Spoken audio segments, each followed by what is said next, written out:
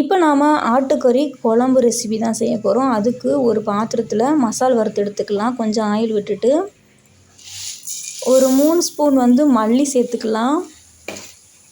மல்லி சேர்த்து வறுத்து எடுத்துக்கிற போகிறோம். அப்புறம் கொஞ்சம் கருவேப்பிலை சேர்த்துக்கலாம்.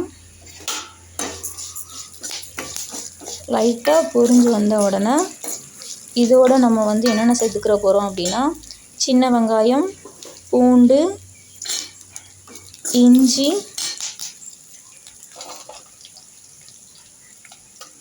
இதெல்லாமே சேர்த்து, அப்புறம் காரத்துக்கு வத்தல், இதெல்லாம் சேர்த்து நல்லா நம்ம வறுத்து எடுத்துக்கலாம்.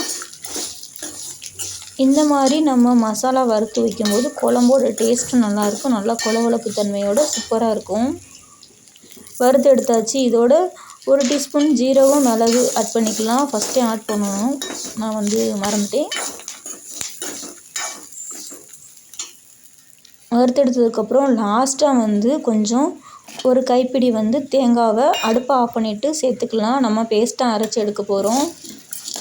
நல்லா பேஸ்ட்டாக அரைச்சி எடுத்ததுக்கப்புறம் இதோட மட்டன் மசாலா ஒரு 2 ஸ்பூன் சேர்த்துக்கலாம். அப்புறம் வீட்டில் வச்சுருக்கிற குழம்பு மசாலா 1 ஸ்பூன் சேர்த்துக்கலாம். சேர்த்துட்டு கையால் நல்லா மிக்ஸ் பண்ணணும். மிக்ஸ் பண்ணிவிட்டு குழம்ப நம்ம ஆட் பண்ணி வைக்கும்போது குழம்போட டேஸ்ட்டு சூப்பராக இருக்கும். இப்போ ஒரு பாத்திரத்தில் கொஞ்சம் ஆயில் விட்டுக்கலாம். இந்த மாதிரி ஆட்டுக்கறியை நல்லா வாஷ் பண்ணி உப்பு போட்டு நல்லா கழுவி எடுத்து வச்சுருக்கோம். சின்ன சின்ன பீஸாக கட் பண்ணிவிட்டு இப்போ கொஞ்சம் கடுகு, 2 பட்டை, இது மட்டும்தான் சேர்க்க போகிறோம். வேறு எதுவும் சேர்க்க வேண்டாம். கொஞ்சம் கருவேப்பிலை சேர்த்துக்கலாம். பொரிஞ்ச உடனே ஒரு பெரிய சைஸ் வெங்காயத்தை நீல வாக்கில் கட் பண்ணி எடுத்து வச்சுருக்கோம். அதையும் சேர்த்துக்கலாம். ஒரே ஒரு பச்சை மிளகாயை 2ஆக கீறி சேர்த்துக்கலாம். சேர்த்துட்டு நல்லா முருகலாக வரட்டும், அந்தளவுக்கு வேக வச்சு எடுத்துக்கலாம். ஒரு 3/4 பதம் வந்ததுக்கப்புறம் இதோட ஒரு பழுத்த பெரிய சைஸ் தக்காளியை சின்ன சின்ன பீஸாக கட் பண்ணி சேர்த்துக்கலாம். தக்காளி வெங்காயமும் நல்லா மசிஞ்சு வரணும். அந்தளவுக்கு நல்லா வெந்ததுக்கப்புறம் நம்ம மற்ற பொருட்கள்லாம் ஆட் பண்ணிக்கலாம்.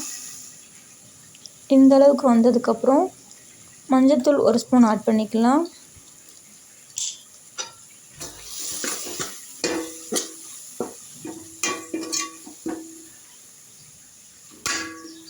இப்போ இதோட நம்ம மட்டன் பீசஸை ஆட் பண்ணிக்கிட்ட போகிறோம்.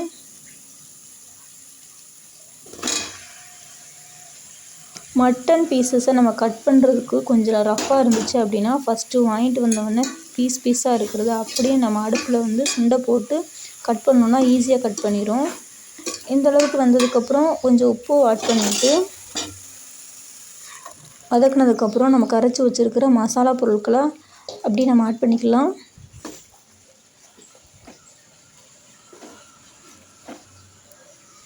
நம்மளுக்கு தண்ணியாக வேணும் அப்படின்னா நம்ம சால்னா மாதிரி வச்சுக்கலாம்.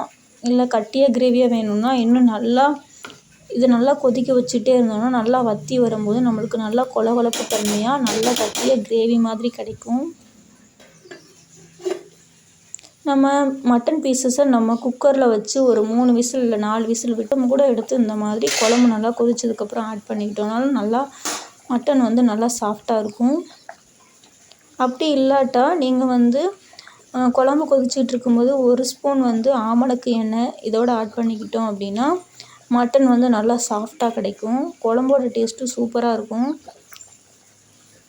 அந்த மாதிரி ஆமணக்கு எண்ணெயும் இல்லை அப்படின்னா நம்ம தேங்காய் சிரட்டை இருக்குல்ல, அதை 1 பீஸ் இதோட கட் பண்ணி போட்டோம் அப்படின்னா மட்டன் பீசஸ் சீக்கிரமே நம்மளுக்கு சாஃப்டாக வந்துடும்.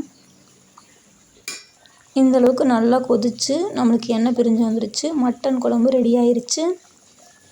லாஸ்ட்டாக நம்ம கொத்தமல்லி தூவிட்டு அடுப்பை ஆஃப் பண்ணிடலாம். சூப்பரான மட்டன் குழம்பு ரெசிபி சூப்பராக ரெடி ஆயிடுச்சு. இந்த மாதிரி நீங்களும் செஞ்சு பார்த்துட்டு எப்படி இருந்துச்சுன்னு ஷேர் பண்ணுங்கள்.